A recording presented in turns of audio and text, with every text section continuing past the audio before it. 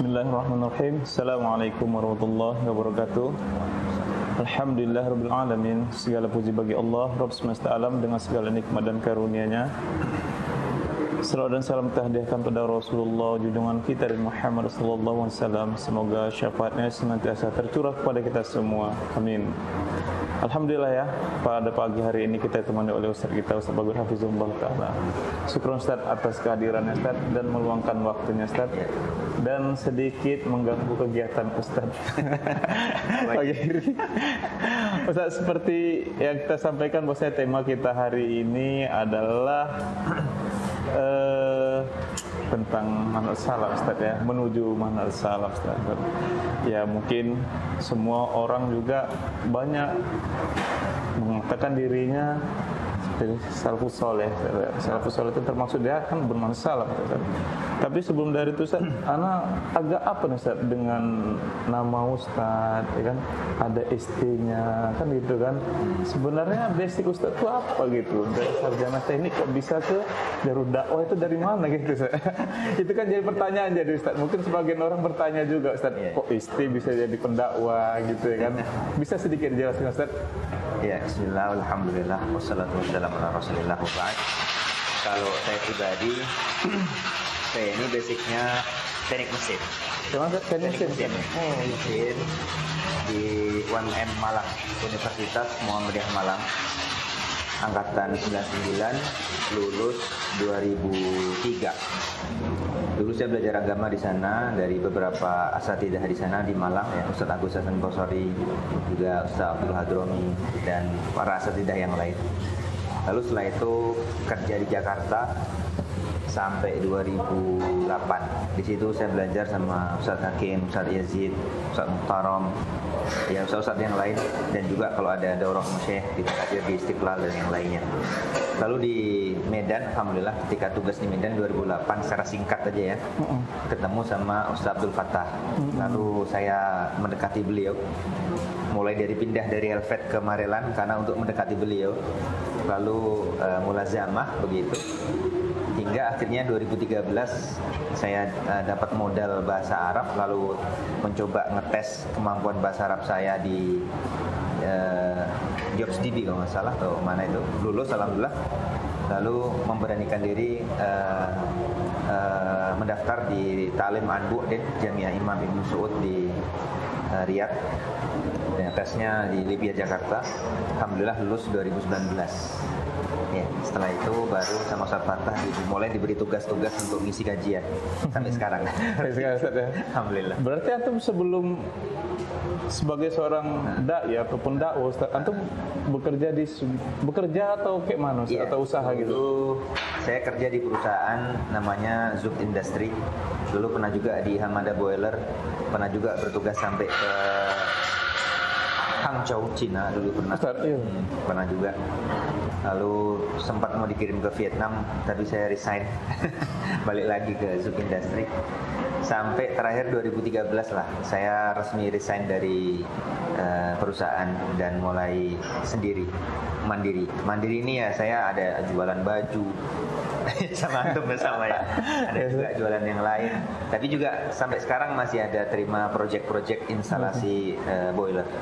Tapi itu kan sifatnya tidak apa ya Ustaz ya? Tidak mengikat Ustaz ya. Saya terima yang project-project yang skala kecil aja, tidak terlalu besar, dan saya juga sudah ada nama sendiri gitu.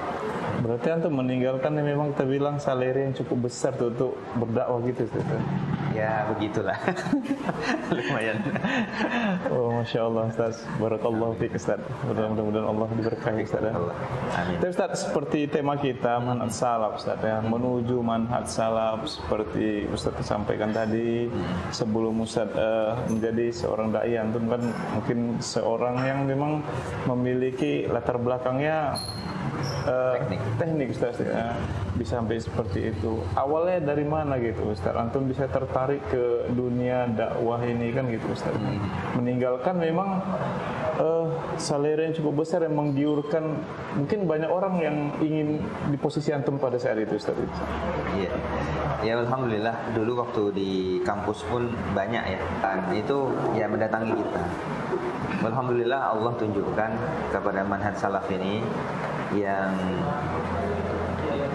semua atas kemudahan dari Allah itu langsung masuk gitu dia. Dikatakan oleh sebagian ulama, memang orang-orang teknik ini cepat dia menerima kebenaran, insya Allah ya. Ketika dia jujur lah ya, ketika dia jujur.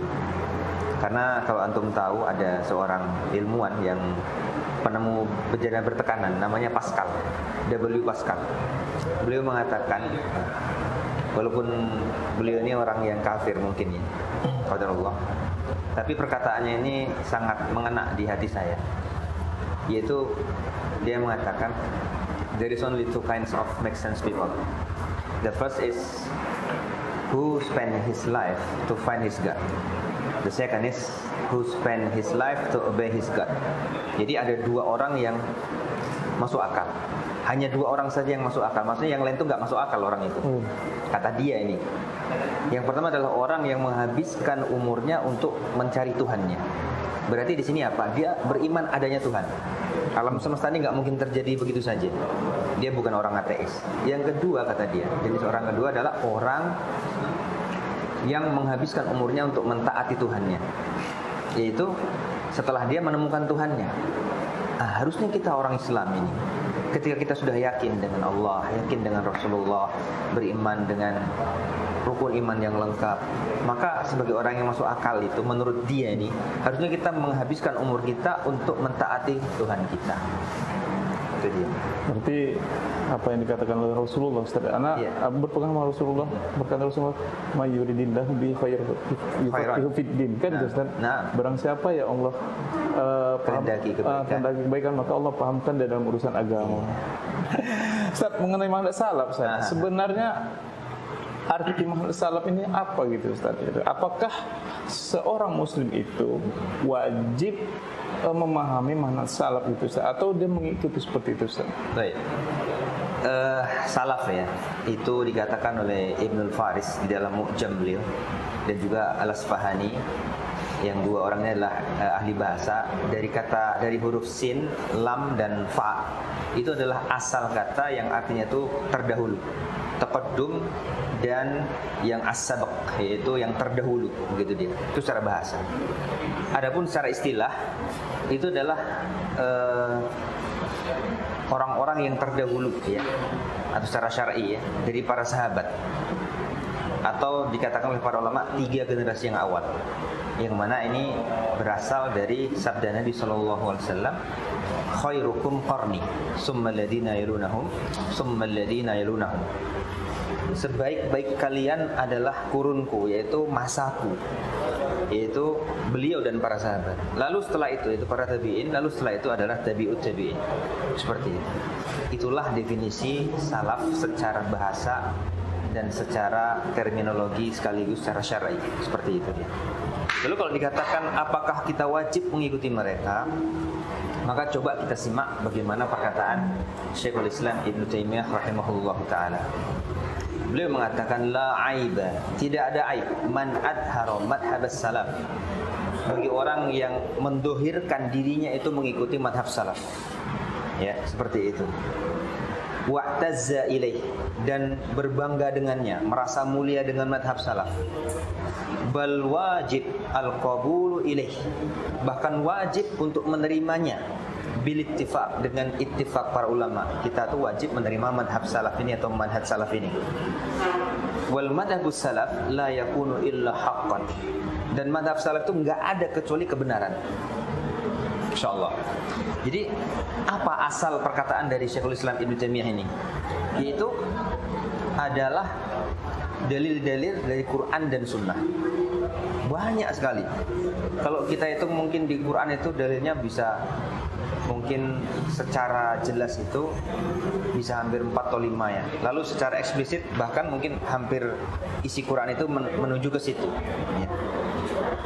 Contoh adalah firman Allah Subhanahu wa taala di dalam surat An-Nisa ya.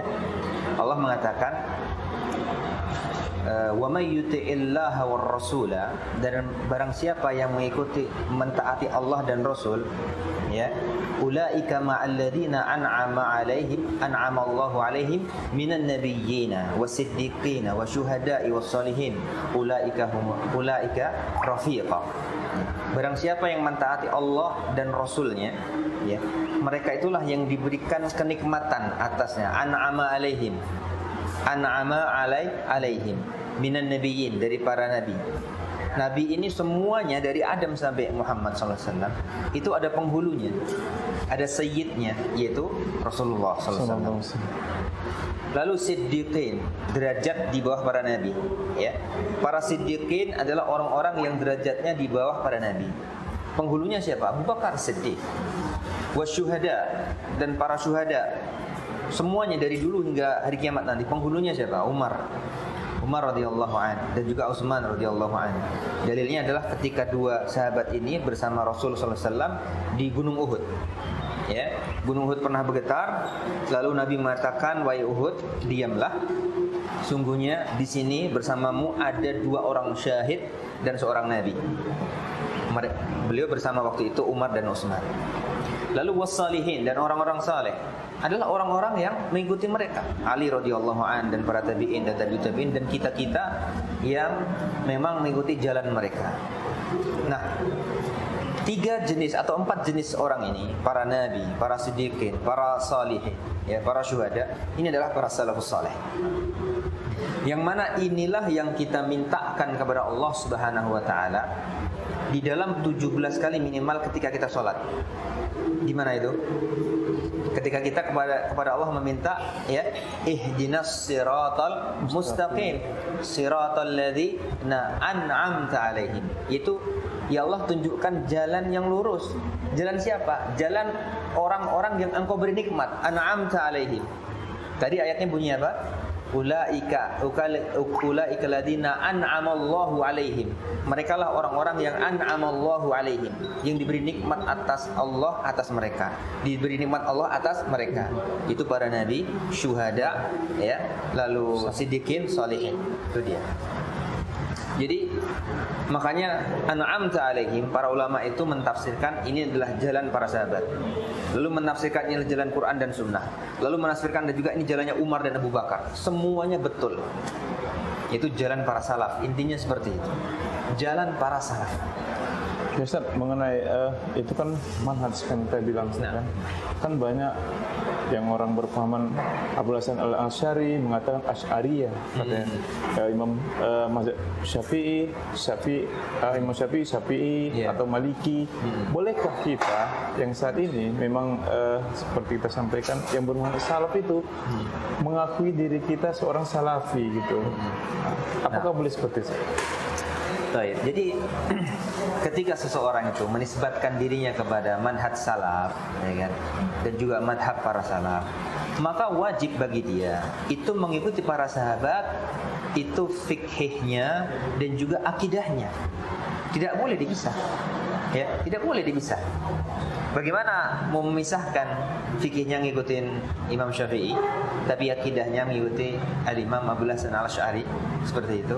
Maka inilah Ahlussunnah wal Jamaah. Bagaimana bisa seperti itu? Ya nggak bisa. Justru akidah itu lebih penting daripada fikihnya, begitu. Jadi kata para ulama, ya, para ulama salafiyin dan juga para pengikut manhaj salaf adalah orang-orang yang bukan khawarij, bukan rafidah, bukan murji'ah, bukan jahmiyah, bukan asy'ariyah, yang mereka menyimpang dari segala macam bentuknya. Contoh misalkan khawarij menyimpang dari bentuk takfir terhadap orang-orang ahlu maksiyah, orang-orang rafidah mencela para sahabat, orang-orang Mu'tazilah dan Asy'ariyah mentakwil sifat-sifat Allah Subhanahu wa taala, ya, sedangkan sudah jelas laisa kamitslihi syai' wa huwas samiul basir. Allah itu punya sifat tapi tidak serupa dengan sifat-sifat makhluk, seperti itu. Maka orang-orang yang menyimpang dari fikihnya para salaf, akidahnya para salaf, asma sifat yang dipahami oleh para salaf, itu semua menyimpang sesuai dengan penyimpangannya. Nah, di sini kita perlu hati-hati. Kita perlu hati-hati. Artinya apa? Perlu hati-hati, kita jangan gegabah langsung mengatakan antum bukan ahlussunnah, antum bukan salafin, seperti itu. Hati-hati. Karena begini, ya kata Syekh Utsaimin rahimahullah taala, salah satu contoh Al-Imam An-Nawawi rahimahullah, Al-Imam Ibnu Hajar Al-Asqalani rahimahullah, Al-Imam Ibnu Hajar Al-Haythami rahimahullah, dan yang lainnya. Mereka ini sepakat para ulama, ya, tidak ada satupun orang ulama yang mengatakan mereka bukan ahlussunnah. Mereka semua adalah ulama ahlussunnah wal jamaah. Tapi bersamaan dengan itu mereka ada penyimpangan yang cukup fatal. Cuman kebaikan mereka dan aghlabiyah mereka secara global itu ahlussunnah. Jadi kita cukup mengatakan beliau salah di dalam hal ini, tapi beliau ahlussunnah masih seperti itu. Kita nggak boleh ketika ada orang salah setitik lalu kita globalkan salah semua. Tak ini langsung. Iya. Ibaratnya kita beli beras satu goni, ada kerikilnya satu, kita buang semuanya. Salah atau betul itu? Salah. Ya, kita buang kerikilnya aja. Berasnya kita makan. Kan gitu. Artinya jangan kita menolak ilmu dari Al-Imam An-Nawawi, ilmu dari Ibnu Hajar Al-Asqalani, Ibnu Hajar Al-Haythami dan yang lainnya gara-gara kesalahan mereka dalam satu hal, asma wa sifat. Mereka menyimpang, keliru mereka mengikuti paham ahlu falasifah atau Mu'tazilah dan Asy'ariyah seperti itu. Jadi kita harus pandai memilih seperti itu. Jadi Ustaz, kalau bagi kita Ustaz, yang memang mungkin baru mau belajar gitu kan, ini kan kita mau mengenal manhaj salaf, kita udah tahu nih, oh ini manhajnya yang benar nih, kita bilang kan itu kan, kayaknya belajar sini. Jadi langkah-langkah apa yang harus kita ambil gitu Ustaz untuk belajar tahap awal gitu Ustaz? Nah,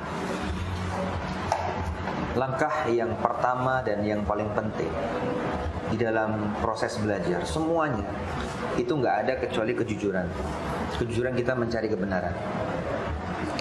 Ya, yang kedua kita berdoa kepada Allah Subhanahu wa taala, senantiasa minta hidayah pada Allah agar Allah menunjukkan jalan yang benar.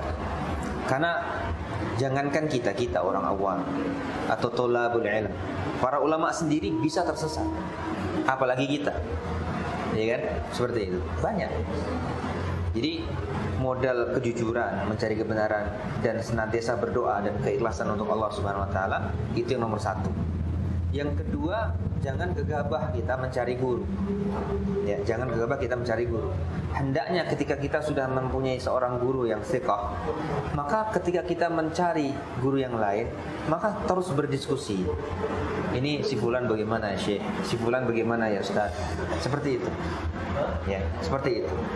Jadi kata para ulama, siapa itu yang dinamakan syekh?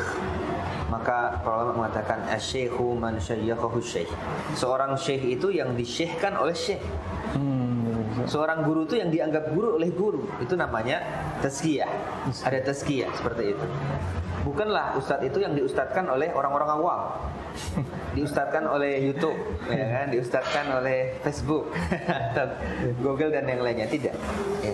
Nah, itu tazkiyah. Sehingga seorang itu akan tahu si fulan itu boleh ya untuk ambil ilmunya nggak apa-apa, tapi dalam masalah ini hati-hati misalnya. Atau silakan belajar, tapi kalau ada apa-apa tanya, jangan ditelan mentah-mentah seperti itu. Jadi itu adalah sikap insaf. Sikap insaf artinya kita tidak membuang semuanya dan juga tidak mengambil semuanya secara serampangan. Gitu dia. Itu kalau kita mengetahui beliau ini aghlabiyahnya adalah ahlus sunnah. Tapi kalau memang sudah terkenal dia misalkan ahli bid'ah yang besar, ya, terpengaruh dengan paham khawarij, paham pergerakan dan yang lainnya, maka sebaiknya kita tinggalkan dan kita pilih yang jelas-jelas aja, yang itu sudah banyak direkomendasikan para asatidzah kita dan para ulama kita seperti itu.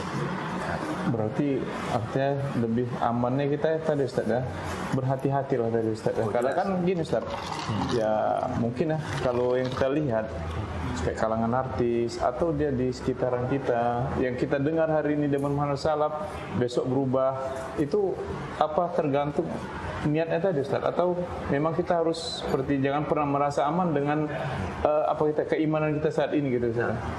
Jadi Ahlussunnah wal Jamaah akidahnya itu bainar roja'i wal khauf, antara berharap dan takut.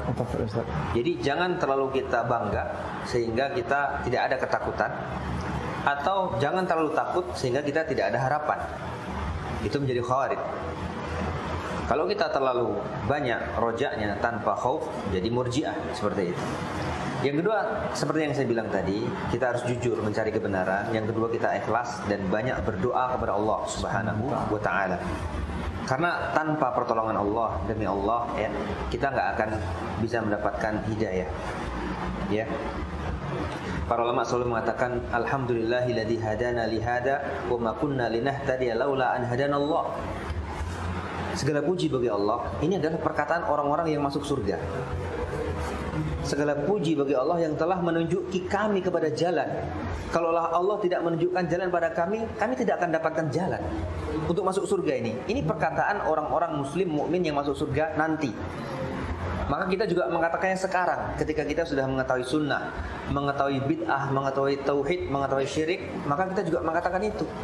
Dan kita memuji Allah atas itu, bukan atas usaha kita sedikit pun, bukan. Jangan merasa sombong, jangan merasa bangga.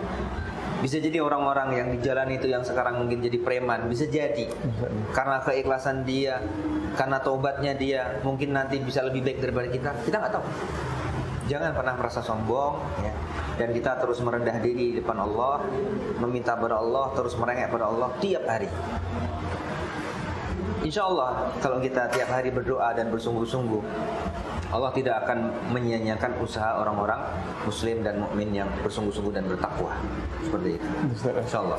Ustaz, sambil ngopi kita Ustaz, biar agak enak. Lagi Ustaz, kalau dulu ya? Boleh. Insya Allah. Oke. Ustaz, seperti yang Ustaz bilang tadi Ustaz, salaf ini kan orang-orang yang terdahulu Ustaz. Iya. Gitu kan. Jadi ada sebagian yang baper Ustaz mengatakan bahwasanya kita ini Wahabi. Wahabi yang ganti baju menjadi Salafi. Jadi itu bagaimana sebenarnya yang benar itu yang mana gitu Ustaz? Yeah. Sebenarnya. Ini ada dua kemungkinan, ya kan? Kemungkinan pertama mereka adalah orang-orang yang jahil. Memang dulu ada namanya Wahabi, dan itu sesat, khawariji, dan mereka mengkafirkan, takfiri. Itu adalah nisbat kepada Wahabi, yaitu Abdullah bin Rustum namanya. Tahun antara 300-an sampai 500-an Hijriah, ya. Dia memang membunuh ulama-ulama Ahlussunnah dan pahamnya paham takfiri. Adapun ulama yang Muhammad bin Abdul Wahhab yang kita ikuti adalah ulama Najd atau Saudi Arabia. Itu beliau lahir di tahun 1100 Hijriah. Beliau adalah ulama tauhid dan beliau bukan takfiri. Bahkan beliau mengatakan dalam risalahnya, mengatakan sungguh orang-orang yang menuduh kami itu mengkafirkan, maka lihatlah, saya tidak berani mengkafirkan orang-orang yang menyembah kuburan Ahmad Badawi di Mesir. Lihat. Karena apa? Karena belum tegaknya hujah atas mereka. Ini adalah akidah beliau, yaitu beliau memberikan udur bil jahl namanya. Udur bil jahl. Jadi intinya orang-orang itu tidak bisa dikafirkan, tidak bisa dia dianggap bahkan tafsik, tabdi' atau takfir itu ketika hujah itu belum sampai. Jadi harus kita edukasi dulu dan dia paham. Ketika dia belum paham, dapatnya cuma itu, ya maka kita nggak bisa hukumi orang yang jahil. Lihat Syekhul Islam Ibnu Taimiyah rahimahullah di dalam kitab beliau Iqtida' ihdinas siratal mustaqim. Beliau mengatakan, orang-orang yang merayakan Maulid Nabi, ini konteksnya adalah orang-orang yang jahil. Orang-orang apa? Jahil, melakukan bid'ah Maulid Nabi. Kata beliau, mereka mendapatkan pahala. Lihat. Tapi jangan salah, ya, jangan salah. Pahala apa? Yaitu pahala mereka terhadap kecintaan mereka pada Nabi sallallahu alaihi wasallam. Bukan pahala merayakan Maulid. Ya, tapi pahala mereka terhadap rasa cinta mereka pada Nabi. Maulidnya tidak dapat. Kenapa? Karena mereka jahil. Jahil artinya apa? Mereka sudah berusaha untuk belajar, sudah berusaha mencari, tapi dapatnya ulama-ulama seperti itu. Maka jahil. Ya. Jadi al-udzur bil jahl itu ada. Cuman sayangnya perkataan ini dibawakan mereka, ya, para ulama-ulama lihat, Syekhul Islam membolehkan maulid katanya. Ini salah. Nah, gitu. Ini maksudnya adalah orang-orang yang jahil, ya, dia dapat pahala cinta kepada Nabi, bukan pahala maulidnya itu. Misalnya perbuatan tadi, amal dia tadi, Ustaz, ya. Iya. Ibaratnya seperti orang gini lah. Orang yang sudah belajar cara sholat, ya kan? Dapatnya ulama-ulama yang mengajarkan sholat dengan tidak benar, dengan banyak kebid'ahan di situ. Ya dia tetap dapat pahala keinginan beliau untuk sholat tadi, cuman karena sholatnya salah, ya, maka di situ dia tidak dapat. Dapatnya pahala dia niatnya tadi. Nah seperti itu. Nah jadi ini pelajaran di sini adalah jangan bermudah-mudahan menuduh orang itu ahli bid'ah, orang-orang fasik, orang apalagi sampai kafir, itu bahaya. Karena Nabi SAW sudah mengatakan dalam hadis riwayat Muslim, man qala ya aduwallah wa laysa kadzalik fahara ilaih. Barang siapa mengatakan wahai musuh Allah atau wahai kafir atau yang semisal dengan itu dan ternyata tidak seperti itu, maka akan kembali padanya, dan bahaya. Ya itu mungkin yang sekarang ini sering terjadi, Ustaz. Kayak anak dulu gitu kan sama kawan-kawan mungkin ketika kita baru mengenal mana salaf ini, Ustaz, semua dipukul rata semua, Ustaz. Yeah. Al-bid'ah yang apa kan gitu. Jadi seharusnya sikap kita gimana gitu, Ustaz? Memang kita akui di beberapa tahun yang lalu, ya, awal-awal manhaj salaf itu datang ke Indonesia, sebagian guru-guru kita, ya, wafarallahu alaihim, itu melakukan kesalahan memang. Jamaah tahdir, ya, jama'atut tahdir. Mereka melakukan hajar, melakukan tahdir secara serampangan. Keras mereka. Tapi kan memang tahdir itu kan memang dibolehkan pada dasarnya. Cuman caranya salah gitu dia. Ya. Apa namanya? Implementasinya salah gitu. Cara ya, caranya, terus penerapannya salah, serampangan. Tahdir itu boleh. Ya tahdir itu boleh. Misalkan kita punya anak, jangan main-main di situ. Bahaya, setrum, tahdir. Atau sama, jangan berguru sama Ustadz Fulan ya, nggak boleh ya. Kenapa Bi? Udah pokoknya nggak usah dulu. Nah, boleh. Karena belum waktunya kita terangkan sama dia seorang murji, seorang takfir, nggak paham deh. Intinya jangan ngaji sama dia dulu. Karena anak-anak ini kan lagi berkembang misalkan, ya kan. Ketika dia dimasuki paham takfiri, paham ini, paham itu, cepat sekali dia. Hamasahnya gitu cepat. Nah, namanya tahdir. Sama juga ketika kita punya murid-murid, ya. Jangan ngaji sama fulan dulu ya, gitu. Antum belum siap. Tapi bisa jadi pada murid level yang agak tinggi, level yang lain, nggak ada masalah. Jadi tahdir ini pun tidak semuanya sama, ya. Makanya misalkan Ustadz Fulan bermuamalah dengan orang-orang ahli bid'ah, misalkan di dalam hal ini bertemu, nggak ada masalah. Mereka tahu di situ ada masalah. Tapi murid-murid ini jangan. Ada beda di situ. Jadi tahdir itu tidak satu level. Bisa jadi untuk si fulan kita tahdir, jangan. Si fulan nggak ada masalah. Nah itu dia. Nah kalau antum mau tahu seperti itu, ya. Nah tergantung dari apa lah, Ustaz, ya. Kita bilang kalau kayak antum bilang tadi, Ustaz tadi, kualitas. Iya, ilmu seorang juga berpengaruh terhadap boleh dan tidak bolehnya dengan siapa dia bermuamalah. Anak-anak TK dia memperbaiki lampu yang putus, ya kan? Kan bahaya setrum. Tapi mungkin anak STM boleh kan? Silahkan. Itu. Nah gitu. Sama kita juga. Nah gitu. Orang-orang yang baru level belajar, baru mengenal sunnah, kita tidak sarankan dia untuk belajar misalkan sembara Ustadz Fulan yang punya pemahaman sedikit menyimpang di dalam masalah akidah misalkan, seperti itu. Ya. Seperti sekarang ini yang lagi gandrung madhab, ya. Ini adalah sebuah contoh yang sangat real sekali. Antum tahu, dua imam besar madhab Syafi'i, yang mana pendapat madhab Syafi'i itu muktamadnya itu kepada dua imam ini yang terakhir. Itu Al-Imam Ar-Ramli rahimahullah dan juga Al-Imam Ibnu Hajar Al-Haytami rahimahullah ta'ala. Jadi pendapat Imam Syafi'i itu semua disaring dengan pendapat dua imam besar ini. Jadi kalau keluar dari sini maka bukan pendapat muktamad dari madhab. Antum tahu mereka berdua itu membolehkan tawasul kepada mayit orang-orang soleh di kuburan. Ya.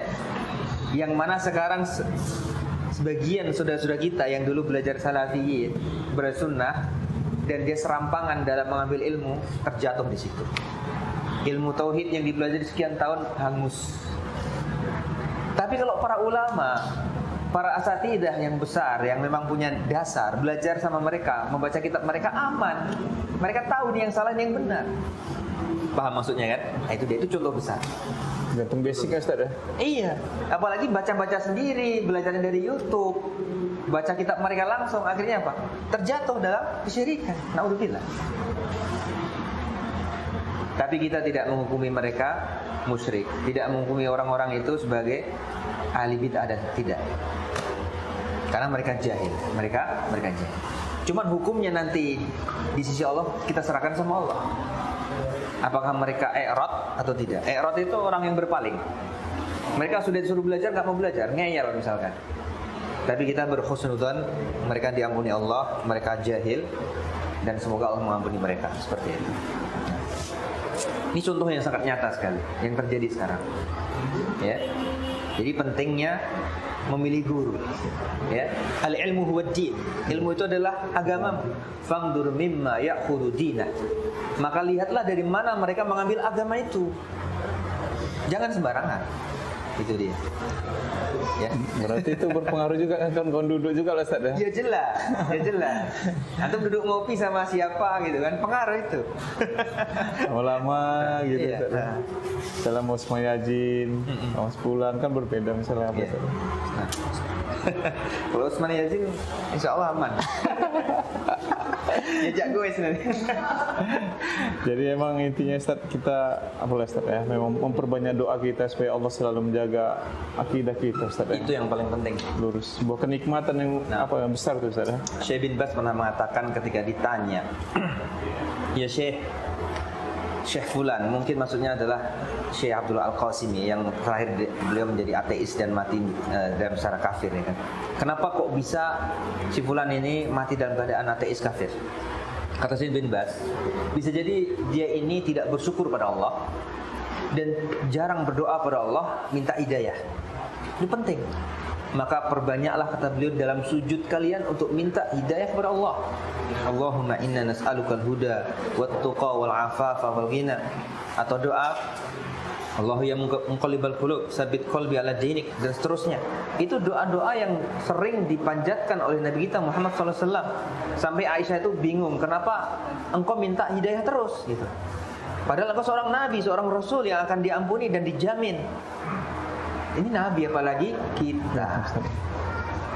Allahumma arinal haqqa haqqa warzuqna tiba'ah wa arinal batila batil warzuqna istinabah. Ya Allah, tunjukkanlah kepadaku yang benar itu benar dan berikanlah kepadaku ya rizki untuk mengikutinya, dan tunjukkanlah kepadaku yang batil itu batil dan berikanlah kekuatan padaku untuk meninggalkannya. Terkadang kalau antum baca kitabnya Ibnul Qayyim, Risalatu Ibnul Qayyim ila akhadi ikhwanihi, beliau itu membagi jenis-jenis hidayah. Hidayah itu bertingkat-tingkat, mungkin puluhan, mungkin belasan, tidak cuma satu. Pertama, hidayah itu ila tariq, hidayah kepada jalan. Jadi kita pertama diberikan oleh Allah hidayah tentang jalan kebenaran. Mana nih jalan kebenaran? Lalu yang kedua, hidayah itu fit tariq, hidayah di jalan itu. Kalau kita misalkan dapat hidayah jalan ke Jakarta nih, tahu kita jalan ke sana, sono jalan Jakarta. Tapi kita belum dapat hidayah fit tariq, hidayah di jalan itu. Bagaimana caranya menempuh jalan itu? Ya, kita sudah tahu jalan yang benar itu manhajus salaf misalkan. Tapi kita belum tahu nih hidayah itu fit tariq, hidayah di jalan itu. Bagaimana cara belajar di situ? Setelah itu hidayah kekuatan untuk menjalankannya. Banyak orang tahu kebenaran, banyak orang paham kebenaran, tapi dia belum kuat untuk menjalankannya. Betul apa enggak? Betul. Bahkan saya pribadi, mungkin antum dan yang lainnya, masih banyak dosa-dosa yang kita lakukan. Betul apa enggak? Insyaallah. Ya, naudzubillah min dzalik. Semoga Allah ya senantiasa memberikan kita kekuatan untuk melakukan yang benar itu, untuk melakukan kebenaran dan menjauhi segala kesalahan dan kekurangan dan dosa, ya, sehingga kita mendapatkan husnul khatimah. Saya kalau bicara masalah ini agak merinding. Iya, betul. Karena saya takut kita ini mungkin ya berdakwah ya, menjelaskan kebenaran, menjelaskan jalan yang benar. Cuman mungkin kita masih banyak kekurangan, masih banyak dosa yang kita lakukan, masih banyak yang belum kita lakukan, masih sekedar teori. Maka ini berat bagi seorang dai. Dan kita sudah tahu bagaimana hukuman orang-orang yang menyeru kebenaran tapi justru dia melakukan kesalahan di situ. Ya, menyeru kepada orang untuk meninggalkan maksiat tapi dia melakukan maksiat itu, naudzubillah. Ya, yaitu hukumannya adalah orang ini nanti di akhirat di neraka akan dicerai-beraikan, ususnya dikeluarkan sehingga dikerumuni oleh orang-orang. Wahai fulan, bukankah engkau dulu yang menyuruh kebenaran? Bukankah engkau dulu yang menyuruh kami meninggalkan maksiat? Kenapa engkau seperti ini? Dan dia mengatakan, iya betul, aku dululah yang menyuruh kalian, cuman aku melanggarnya. Naudzubillah. Seperti ya Ustaz, ini terakhir Ustaz. Nah. Mungkin Ustaz bisa memberikan faedah bagi kita yang memang saat ini kayak sebagian dari kawan-kawan kita aktif di kegiatan dakwah ini, dan sebagian lagi mungkin ada yang baru belajar mengenal manhaj salaf kan itu kan Ustaz. Apa yang harus kita lakukan dan harus kita sikapi untuk supaya kita istiqomah di jalan manhaj salaf ini Ustaz? Nasihat saya satu saja, enggak terlalu banyak, yaitu apa yang saya dapat dari Syekh Al-Syekh ya, Syekh Abdul Aziz Al-Syekh, yaitu Menteri Agama Saudi saat ini. Beliau mengatakan tidak ada usaha yang terbesar dari syaitan untuk menggelincirkan anak Adam di zaman ini kecuali menjauhkan mereka dari majelis ilmu. Karena orang-orang yang berilmu itu sulit diganggu setan. Ada orang-orang yang jahil, orang-orang yang banyak mengikuti hawa nafsu mereka, itu mudah sekali digelincirkan oleh syaitan. Yang kedua, bahasanya orang yang menuntut ilmu itu akan menuntut ilmu maksudnya di majelis ilmu ya, bukan lihat sekedar YouTube aja sendiri enggak, tapi benar-benar di majelis ilmu berkumpul dan berdiskusi dengan gurunya. Itu insya Allah bisa. Yang pertama itu fadilahnya adalah rahmat Allah turun pada mereka. Ya, majtama'a qaumun ya fi baitin min buyutillah illa nazalat alaihimur rahmah. Ya, tidaklah seorang yang berkumpul di rumah Allah untuk belajar ilmu kecuali Allah akan menurunkan pada mereka rahmatnya. Jadi cara menjaga agar kita istiqomah, terus jangan putus menuntut ilmu. Terus jangan putus menuntut ilmu dimanapun antum berada. Misalkan antum dari sini qadarullah pindah ke Batam atau ke Jakarta ataupun ke Malang, kemanapun, itu selalu cari majelis ilmu. Dan itu alhamdulillah yang saya lakukan. Ketika saya dari Malang pindah ke Jakarta, langsung saya cari di internet di mana majelis-majelis di sini. Ya, waktu itu saya tahu itu dari Puri Kembangan sampai ke Sofwa itu macetnya minta ampun, saya kejar ke sana. Pokoknya jangan sampai kita putus dari majelis ilmu. Di sini juga di Medan alhamdulillah banyak ya. Antum jangan putus majelis ilmu. Minimal seminggu entah 2, entah 3 hari di majelis ilmu, tetap istiqomah di situ. Majelis ilmu apapun lah. Ya. Pertama adalah untuk menjaga keistiqomahan kita. Yang kedua, syukur-syukur bisa menambah ilmu kita. Kalaulah katakanlah ya, di situ adalah majelis ilmu yang mungkin ilmu sudah pernah kita pelajari, ustadznya juga mungkin sudah kita kenal. Paling enggak kita, kata Ustaz Asim ya, bin Abdul Fattah, beliau memberikan pernah kata-kata beliau yang saya ingat. Kalau kita hadir dalam majelis ilmu ya, imma kita mendapatkan faedah atau memberikan faedah. Contohnya apa? Misalkan minimal faedahnya kita meramaikan majelis ilmu. Yang kedua, kalau misalkan ustadznya ada kesalahan, kita bisa memberikan nasihat. Gitu. Misalkan kita ilmunya di atas, misalkan ya kan. Seperti itu. Jadi banyak faedahnya. Imma kita mendapatkan faedah atau memberikan faedah. Yufid atau mustafid, ya. Mendapatkan faedah atau memberikan faedah, seperti itu. Jadi jangan malas. Nah, seperti itu. Nah, kalau kita misalkan sudah ada ilmu dan mungkin diberikan tugas-tugas sama ustadz untuk menggantikan atau mengajar sekedar tahsin dan yang lain, alhamdulillah itu juga bagus dan kita bisa bikin majelis ilmu seperti itu. Tentunya kita selalu berdiskusi, munaqasyah dengan ustadz kita. Jangan kita bikin majelis ilmu tanpa berdiskusi sama mereka. Saya kalau dapat undangan, misalkan keluar kota kemana, saya selalu izin dulu sama Ustaz. Kadang kita nggak tahu, wah antum jangan ke sana, di sana ada masalah gini. Ternyata betul. Terkadang orang ngundang itu alasannya macam-macam gitu kan. Jadi kita nggak tahu. Intinya kita harus banyak berdiskusi lah sama guru-guru kita ini. Jangan putus ya, jangan putus kita berdiskusi dengan mereka. Walaupun mungkin kita memandang seperfect apapun ya, ini udah bagus kok, nggak perlu diskusi, jangan diskusi. Ya, karena kata Nabi SAW, al-barakatu ma'a al-akabir. Keberkahan itu bersama orang-orang tua kalian. Jadi jangan tinggalkan orang-orang tua kalian. Jangan merasa sudah bisa sendiri, bisa berdiri sendiri, bisa berjalan sendiri, jangan. Selama mereka masih hidup, selama mereka masih mau memberikan ilmu, berdiskusilah sama mereka. Itulah ya, itu aja insyaallah cukup. Ustaz, jazakallahu khairan atas keluangan waktunya Ustaz ya. Semoga Allah selalu menjaga hidayah kita dan memberikan petunjuk kebenaran, serta semoga Allah selalu menjauhkan kita dari kebatilan dan kemaksiatan Ustaz. Alhamdulillah bi ni'mati tatimmus shalihat.